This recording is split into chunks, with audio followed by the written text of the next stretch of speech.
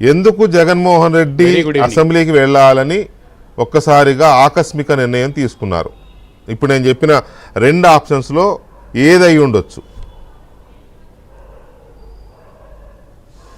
వెంకటకృష్ణ గారు ఈరోజు కొద్దిసేపటి క్రితమే YSR Congress party LP and ఎమ్మెల్సీల సమావేశం కూడా ముగిసింది.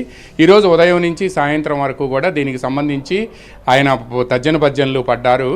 మీరన్నట్టుగానే గత శాసనసభ సమావేశాలకు ఆయన హాజరు కాలేదు.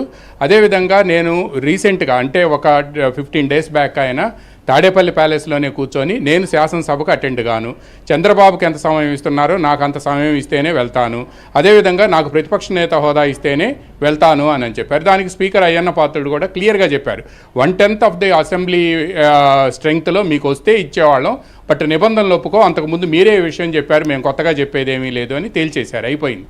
బట్ ఈరోజు వెళ్ళటం అనేది మీరు 2 చెప్పారు, భయమా మార్పా అని. మొదటిది కరెక్ట్, భయమే. ఎందుకు అనంటే రాజ్యాంగంలోని ఆర్టికల్ 101లో క్లాజ్ 4, ఆర్టికల్ 101లో 1, 2, 3, 4 అని క్లాజులు ఉన్నాయి.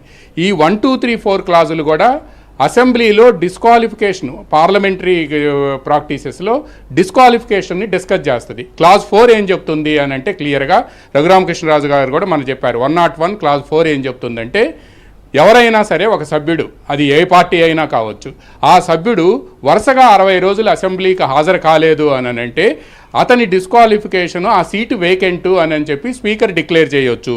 స్పీకర్ డిక్లేర్ చేసిన తర్వాత ఎలక్షన్ కమిషన్కి పంపిస్తే ఆటోమేటిక్గా డిస్క్వాలిఫై అవుతుంది. ఇది రాజ్యాంగంలోని ఆర్టికల్ 4.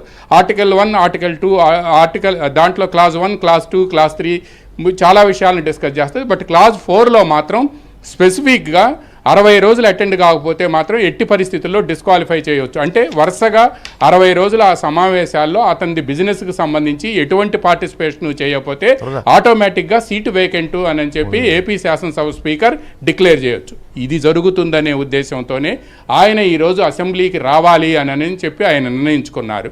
మనం 15 రోజుల క్రితం ఈ విధంగా జరిగి పదే ఏపీ శాసనసభ డిప్యూటీ స్పీకర్ కానీ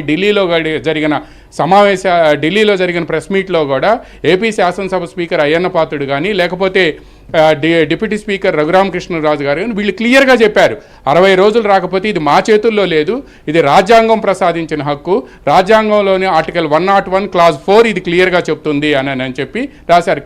ఆ క్లాజ్ 4లో కూడా అదేం బ్రహ్మ పదార్థం కాదు, మొత్తం 8 లైన్లు ఉంటాయి. ఆ 8 లైన్లో ఇదే రాశారు, 60 రోజులు వరుసగా అటెండ్ కాకపోతే, బిజినెస్ లేకపోతే తప్పనిసరిగా డిస్క్వాలిఫై చేయొచ్చు అని. పైగా ఇక్కడ ఇంకొక కీలకమైన విషయం ఉంది. అసెంబ్లీ సమావేశాలు గత 5 సంవత్సరాల కాలంగా 60 రోజులు జరిగితే ఈసారి ఎట్టి పరిస్థితుల్లో అసెంబ్లీ సమావేశాలు బడ్జెట్ సెషన్ మినిమం 20 days జరగాలి అనేది అయ్యన్న పాత్రుడి గారి ఉవాచ.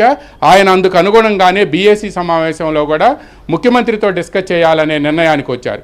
ఎందుకంటే ఈ 20 రోజులు గత సమావేశాలకు సంబంధించిన 15 రోజులు ఇవన్నీ కూడా కౌంట్లోకి తీసుకుంటే 60 రోజులు దాటితే మాత్రం తప్పనిసరిగా ఆ సీటు వేకెంటు అని చెప్పి వస్తుంది, వెంటనే డిస్క్వాలిఫికేషన్ ప్రాసెస్ బిగిన్ అవుతుంది. అందువల్లనే రేపు అటెండ్ అయ్యి గవర్నర్ స్పీచ్లో తమ నిరసన వ్యక్తం చేయడంతో పాటు, అంటే నిరసన అంటే 2, ఒకటి ఏంటంటే రాష్ట్రంలో లా అండ్ ఆర్డర్ ఫెయిల్ అయింది. ఎందుకు అంటే ఎలక్షన్ మోడల్ కోడ్ ఆఫ్ కాండక్ట్కు ఉన్నా కూడా గుంటూరు మార్కెట్ యార్డ్ ఆయన పర్యటనను తిరస్కరించినా కూడా అక్కడికి వెళ్ళి హడావుడి చేయటం, అక్కడ పోలీసు రక్షణ లేదు, ప్రతిపక్ష నేతగా ఆయనకు రక్షణ లేదని నిన్ననే వెళ్ళి గవర్నర్కి వినతిపత్రం ఇచ్చి వచ్చారు.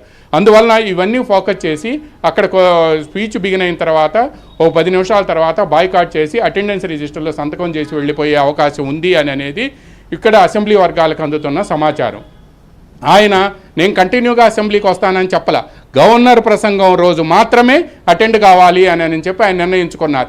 ఒకవైపు గవర్నర్ని హానర్ చేసినట్టు, రెండో వైపు తాము హడావుడి చేసినట్టు, ప్రజల్లో ఫోకస్ చేసినట్టు, ఈ మూడిటి కంటే ప్రధానంగా అసెంబ్లీ అటెండెన్స్ రిజిస్టర్లో సంతకం చేస్తే ఇంకా 60 రోజులు ఆ తర్వాత సెషన్ జరిగినా కూడా మళ్ళీ 60 రోజుల తర్వాత ఏదో ఒక మిస్టో రావచ్చు. కాబట్టి మీరు మొదట చెప్పిన కారణం భయం అనేదే ప్రధానంగా వినిపిస్తుంది. దీనికి సంబంధించి ఇప్పటికే గవర్నర్ ప్రసంగం రోజు మాత్రమే వెళ్ళాలి అనేది మాత్రం వాళ్ళు నిర్ణయించుకున్నారు. పైగా దీనికి సంబంధించి కూడా అసెంబ్లీకి ఏమో గైర్హాజరవుతారు, బట్ మండలికేమో వాళ్ళంతా కూడా మండలికి సంబంధించిన ఎమ్మెల్సీలంతా కూడా వాళ్ళంతా అటెండ్ అవుతారు. గవర్నర్ ప్రసంగం 24వ తేదీ ఉదయం 10 గంటలకు ప్రారంభమైనప్పుడు ఉభయ సభలను ఉద్దేశించి గవర్నర్ మాట్లాడుతున్నారు.